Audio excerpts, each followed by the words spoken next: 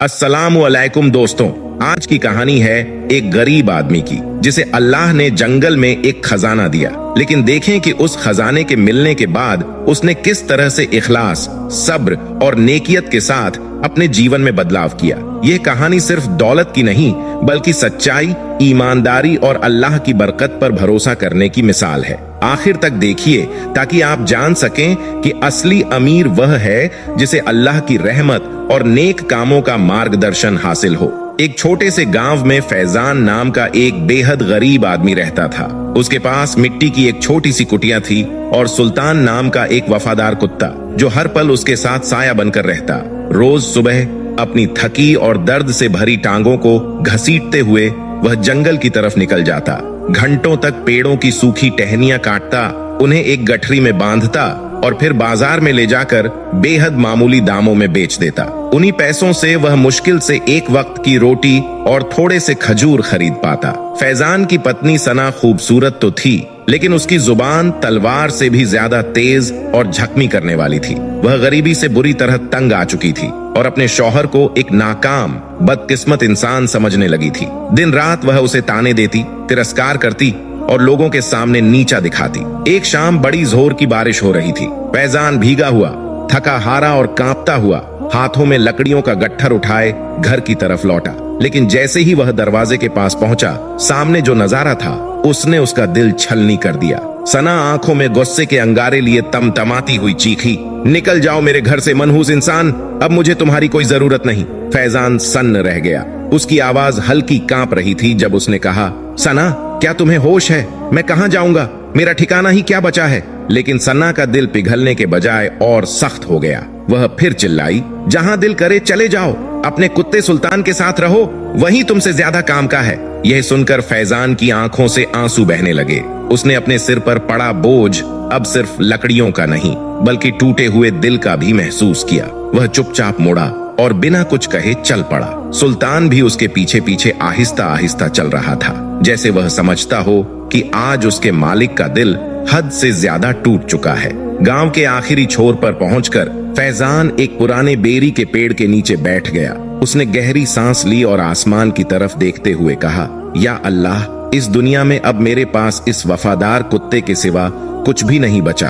तू ही मेरा सहारा है, तू ही मेरा मालिक है। यहीं से एक ऐसी कहानी की शुरुआत हुई जिसकी कल्पना न कभी सना ने की थी और न ही कभी फैजान ने। रात गहराती जा रही थी, ठंडी हवा फैलने लगी थी और अंधेरा चारों तरफ छाता जा रहा था। फैजान वहीं पेड़ के नीचे बैठा रहा और सुल्तान उसकी गोद में सिर रखकर उसे जैसे हिम्मत दे रहा था। जब ठंड और ज्यादा बढ़ने लगी तो फैजान उठ खड़ा हुआ और जंगल की उस दिशा में बढ़ चला जहां कोई इंसान नहीं रहता था। चलते चलते उन्हें एक पुरानी टूटी फूटी खंडहर सी कुटिया दिखाई दी। फैजान अंदर गया, वहां पड़ी कुछ सूखी लकड़ियां बटोरी और आग जलाई ताकि शरीर की ठंड कुछ कम हो सके। फिर मिट्टी के ठंडे फर्श पर सुल्तान के साथ लेटते हुए बुदबुदाया, गरीबी मेरा कुछ नहीं बिगाड़ सकती सुल्तान, जब तक तुम मेरे साथ हो। तुम 1000 इंसानों से ज्यादा सच्चे और वफादार हो। रात अब आधी से भी ज्यादा गुजर चुकी थी। अचानक सुल्तान गुर्राने लगा। उसकी नजरें कुटिया के एक अंधेरे कोने पर जम गईं। फैजान घबरा गया। क्या हुआ सुल्तान? कहीं कोई जंगली जानवर तो नहीं? सुल्तान उस मिट्टी की फर्श को अपने पंजों से जोर जोर से खुरचने लगा। फैजान ने जल्दी से जलती हुई मशाल उठाई और उस कोने की तरफ रोशनी डाली। वहां की जमीन कुछ ढंसी हुई नजर आ रही थी। ऐसा लगता था मानो बरसों पहले किसी ने वहां कुछ दबाकर छिपा दिया हो। फैजान और सुल्तान दोनों मिलकर मिट्टी खोदने लगे। थोड़ी ही देर में उनके हाथ किसी सख्त लकड़ी जैसी चीज से टकराए। या अल्लाह, फैजान के होंठ थरथराने लगे। यह तो किसी संदूक का ढक्कन लगता है। और जब उन्होंने और मिट्टी हटाई तो एक पुराना संदूक दिखाई दिया जिस पर लोहे की पट्टियां जमी हुई थीं। वह इतना पुराना था कि उसके किनारों पर काई और गंदगी जम चुकी थी। कांपते हाथों से फैजान ने उसका जंग लगा ताला खोलने की कोशिश की। शुरू में ताला हिलने का नाम नहीं ले रहा था, मगर जब उसने एक पत्थर से जोरदार वार किया तो ताला टूटकर अलग हो गया। जैसे ही फैजान ने संदूक का ढक्कन उठाया, उसकी आंखें हैरानी और रोशनी से भर उठीं। संदूक सोने के सिक्कों, कीमती अशर्फियों, भारी हारों और पुराने जमाने के बहुमूल्य गहनों से भरा हुआ था। कुछ पल तो उसे यकीन ही नहीं हुआ।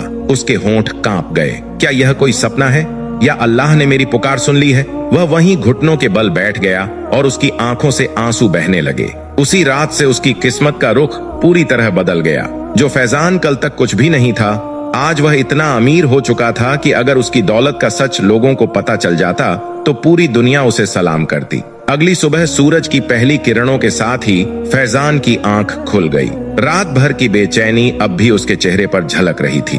उसने उस चमचमाते खजाने को ध्यान से देखा, फिर गहरी सांस लेते हुए बोला, इस दौलत को जितना छिपा कर रखा जाए उतना ही बेहतर होगा।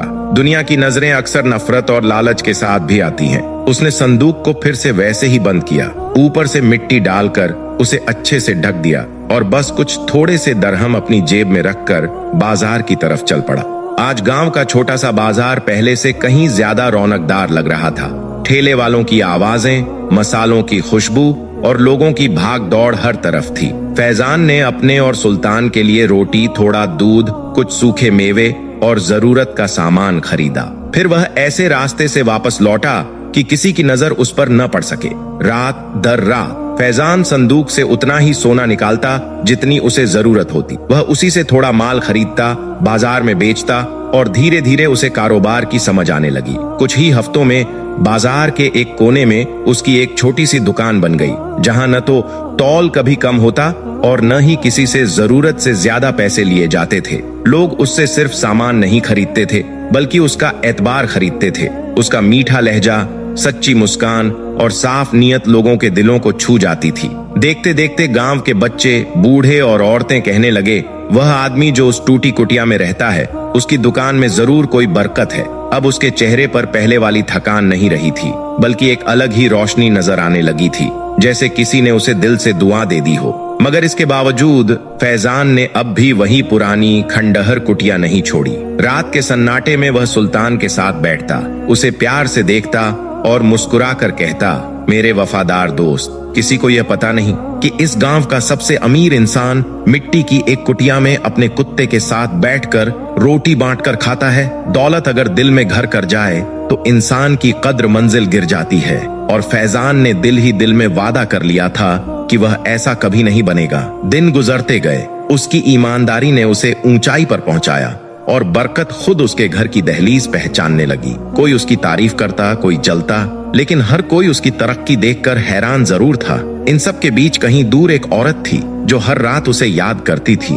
सना, वही जिसने कभी उसे दरवाजे से निकाल दिया था। अब रिश्ता टूट चुका था, तलाक उसके हाथ में था और पछतावा उसकी आंखों में जलते हुए अंगारों की तरह रह रह कर धधकता था।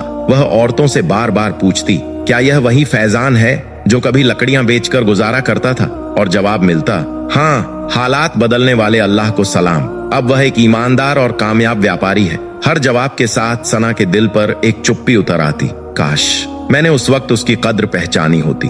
एक रात फैजान दुआएं पढ़कर खत्म कर चुका था और एक पुरानी किताब के पन्नों में खोया हुआ था कि अचानक दरवाजे पर दस्तक हुई। सुल्तान फौरन चौकन्ना हो गया। फैजान उठा और दरवाजा खोला। बाहर सना खड़ी थी, चेहरा मुरझाया हुआ, आंखें शर्म और पछतावे से भरी हुई। धीमी आवाज में उसने कहा, सलाम वालेकुम फैजान। फैजान ने उसे गौर से देखा। उस चेहरे पर अब न घमंड था, न जहर उगलते हुए अल्फाज, सिर्फ टूटन और शर्मिंदगी थी। वालेकुम अस्सलाम, इस वक्त यहाँ कैसे आना हुआ?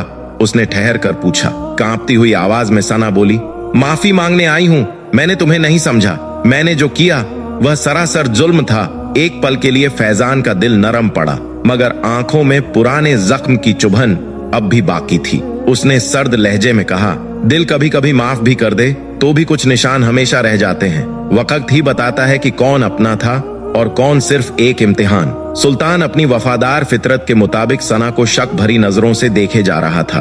कुछ देर तक वहां खामोशी पसरी रही, फिर सना बिना कुछ और कहे सिर झुकाए वापस लौट गई। अगली सुबह जब फैजान बाहर निकला तो वह हैरान रह गया। सना कुटिया के सामने झाड़ू लगा रही थी, बिखरी चीजें संभाल रही थी, जैसे वह अपने बीते हुए गुनाहों और भूलों को समेट देना चाहती हो। फैजान ने हैरानी से पूछा, मैंने तुमसे कुछ भी करने को नहीं कहा था, फिर यह सब क्यों? उसने सिर उठाया। उसकी आंखों में इस बार सच और शर्म दोनों थे, क्योंकि अब मुझे समझ आ गया है, इंसान की कीमत दौलत से नहीं, उसके दिल और किरदार से होती है। और मैंने तुम्हें उसी दिन खो दिया था जब तुम मेरे सबसे ज्यादा करीब थे। उस पल फैजान गहरी खामोशी में डूब गया। उसके कानों में सन्ना के शब्द गूंजे, लेकिन दिल अभी भी उन्हें अपनाने को तैयार नहीं था।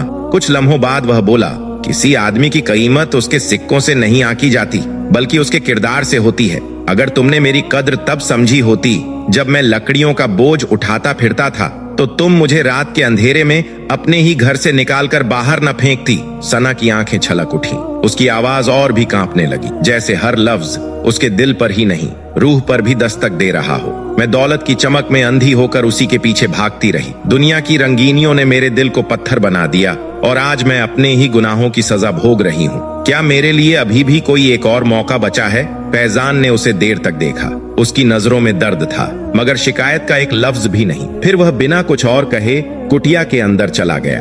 दरवाजा बहुत आहिस्ता से बंद हो गया। वह अपनी पुरानी चटाई पर बैठ गया और खुद से सवाल करने लगा, क्या यह औरत सच में तौबा करने आई है, या फिर उसकी निगाह मेरे पास की दौलत पर आ टिकी है? उसे वह रात याद आ गई जब उसे अपने ही घर से निकाल दिया गया था, जब उसके पास न कोई छत थी और न कोई इंसान सिवाय सुल्तान की। उसी वक्त सुल्तान धीरे धीरे अंदर आया और अपना मुंह फैजान की जांघ पर टिकाकर बैठ गया, जैसे उसे समझा रहा हो, जो औरत गरीबी में तेरी कद्र न कर सकी, वह अब पैसों के लिए तेरे करीब आ रही है। फैजान ने उसके सिर पर हाथ फेरा और बुदबुदाया, मेरे घर में हमेशा उसी की जगह रहेगी जिसने मेरे अंधेरों में भी मेरा हाथ नहीं छोड़ा। थोड़ी देर बाद वह बाहर गया और शांत आवाज में बोला, हम दोनों के बीच जो रिश्ता था वह अब खत्म हो चुका है। मैंने तुम्हें दिल से माफ कर दिया है, लेकिन कुछ चीजें टूटकर दोबारा जुड़ भी जाएं तो पहले जैसी नहीं रहती। सना के होंठ कांपने लगे। वह बहुत धीमे से बोली, अगर आप चाहें तो मैं एक नौकरानी की तरह यहीं रह जाऊं, सिर्फ आपकी खिदमत करने के लिए। फैजान ने सिर हिलाते हुए कहा, नहीं सना, मैं तुम्हें रोज अपनी आंखों के सामने रखकर अपने पुराने जख्म ताजा नहीं करना चाहता। बेहतर यही है कि तुम चली जाओ। ये सुनते ही सना रो पड़ी। उसके आंसू सिर्फ पछतावे के नहीं थे, वे उस किस्मत के भी थे जिसे उसने खुद अपने हाथों से जला दिया था। दिन बीतते चले गए। वह कुटिया जिसमें कभी सिर्फ फैजान और सुल्तान रहा करते थे, अब लोगों के लिए सुकून की जगह बन चुकी थी। कोई सलाह लेने आता, कोई दुआ की दरख्वास्त करता, तो कोई अपने दिल का बोझ हल्का करने के लिए वहां बैठ जाता। बाजार में लोग कहते, फैजान सिर्फ एक व्यापारी नहीं है, वह तो पूरे गांव का सितारा बन गया है। और यह सच भी था। उसकी ईमानदारी ने उसे वह मुकाम दे दिया था जिसके बारे में बहुत लोग सिर्फ ख्वाब ही देखते हैं। एक दिन बाजार में एक शख्स आया, बेहतरीन लिबास, चमकते जूते और चाल में शान और रुतबा। सलाम, मैं रेहान मरवान, गवर्नर का डिप्टी हूँ, उसने अपना परिचय दिया। फैजान ने सादगी से सिर झुकाकर कहा, खैरियत? रेहान मुस्कुराया, रियासत को तुम्हारे जैसे नेक और सच्चे इंसान की जरूरत है। हम चाहते हैं कि तुम गांव की ओर से शासकों की परिषद में शामिल हो जाओ। तुम्हें जमीन, सिपाही, नौकर और अधिकार दिए जाएंगे। फैजान एक पल के लिए ठहर गया। जिन हाथों में कभी सिर्फ कुल्हाड़ी होती थी, आज उन्हीं हाथों में सत्ता देने की बात हो रही थी। फिर उसने बेहद शांत मगर मजबूत आवाज में कहा, मैं वह इंसान हूँ जिसने मिट्टी में पड़ी हुई रातें भी देखी हैं। हुकूमत का बोझ अगर थोड़ा भी झुक जाए तो इंसान जालिम बन सकता है, और मैं अब भी खुद पर इतना भरोसा नहीं करता कि दूसरों की तकदीर मेरे हाथों में दे दूं। इसलिए मैं यह पेशकश कबूल नहीं कर सकता। रेहान मरवान हैरानी से उसे देखता ही रह गया। दुनिया रुतबे और हैसियत के पीछे भागती है और तुम उसे ठुकरा रहे हो। फैजान हल्की मुस्कान के साथ बोला, इक्तेदार के पीछे दौड़ने वाला अक्सर अपना दिल पीछे छोड़ देता है। जब तक मेरा दिल मजबूत न हो जाए, मैं किसी इंसान पर हुक्मरानी नहीं करूंगा। रेहान के जाने के बाद हवाओं का रुख बदल गया। गांव वालों की निगाहें और ज्यादा पैनी हो गईं, कानाफूसियां शुरू हो गईं। क्या यही वो आदमी नहीं है जिसे उसकी बीवी ने घर से निकाल दिया था, जो टूटी हुई कुटिया में सोया करता था? आज वो सबसे मालदार कैसे बन गया? यहीं से असली इम्तिहान शुरू हुआ। दौलत कमाना मुश्किल नहीं होता, मगर दौलत को दिल में घर न करने देना असली हिम्मत है। बाजार की भीड़ में एक आदमी था, जुद्दा, बातूनी, चालाक और अंदर से जलन की आग में जलता हुआ। वह रुई और मसालों की दुकान चलाता था और फैजान की बढ़ती इज्जत और तरक्की उसकी आंखों में कांटे की तरह चुभती थी।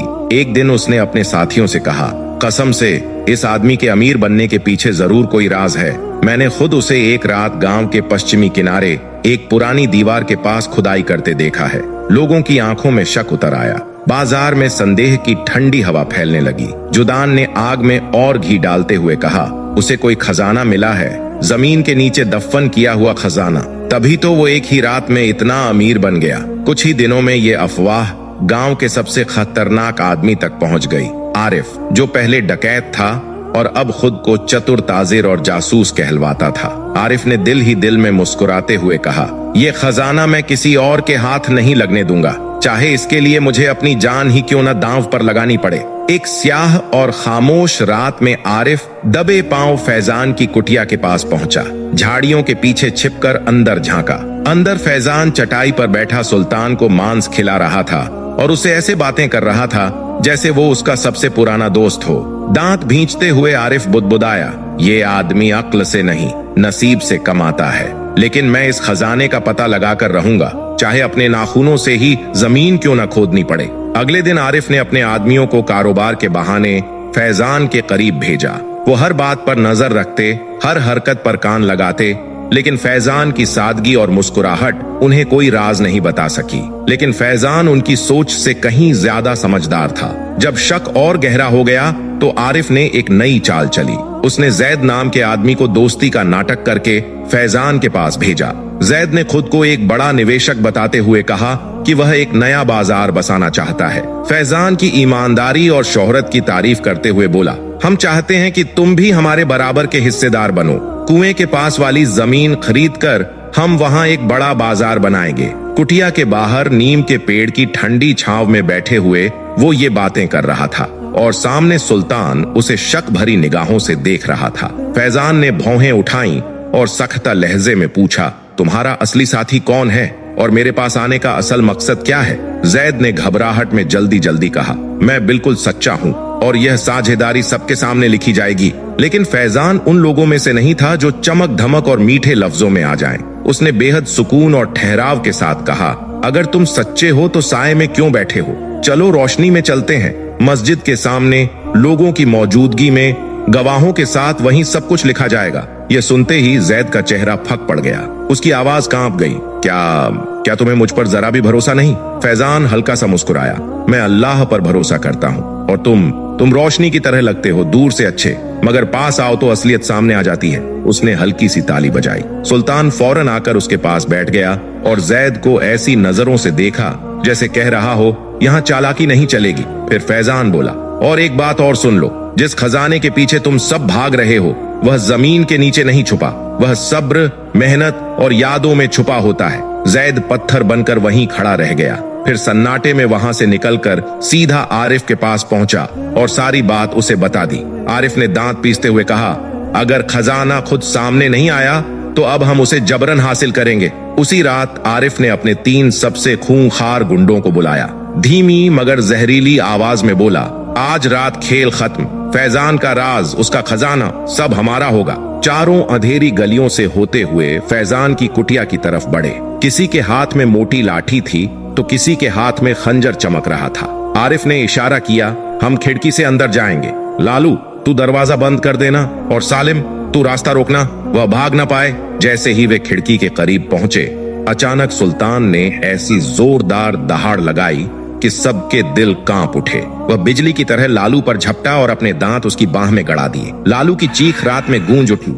खंजर जमीन पर गिरा। शोर सुनकर फैजान बाहर आया और आरिफ को भागते देखा। गुस्से और हिम्मत से बोला, खजाना ढूंढते हो? यह मेरी मेहनत, सब्र और इज्जत है। सुल्तान दौड़ता रहा और उसकी भौंक गांव में गूंज गई। लोग बाहर आए और सच देखकर हैरान रह गए। सुबह मुखिया ने ऐलान किया, आरिफ को गांव से बाहर किया जाए और जिस जमीन पर उसकी नजर थी वह अब फैजान की है।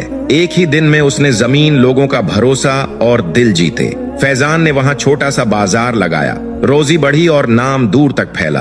एक दिन उसकी पूर्व पत्नी सना आई, शर्म और पछतावे के साथ। उसने कहा, मैं उसी फैजान के लिए आई हूं जिसकी कीमत मैं कभी न समझ सकी। फैजान ने उसका हाथ थाम लिया और कहा, तो चलो नई शुरुआत करते हैं। कुटिया छोटी सही, मगर 2 सच्चे दिल हों तो वही महल बन जाती है। सुल्तान खुशी से उनके चारों तरफ उछलने लगा, जैसे वह भी उनकी नई जिंदगी पर दुआ कर रहा हो। अगर आपको यह वीडियो पसंद आया हो तो लाइक करें और भाईचारे और नेकियत के लिए इसे शेयर करें। साथ ही हमारे चैनल के साथ जुड़े रहें और सब्सक्राइब करें। दुआ है कि अल्लाह आप सभी पर बरकत दें और नेक कामों में हमेशा शामिल रखें। अगर आप लोगों को हमारी ये कहानी अच्छी लगी हो तो वीडियो को लाइक करें, शेयर करें और कमेंट बॉक्स में अपनी कीमती राय का इजहार जरूर करें और हमारे YouTube चैनल नूरी वॉइस को सब्सक्राइब करना ना भूलें। अल्लाह हाफिज।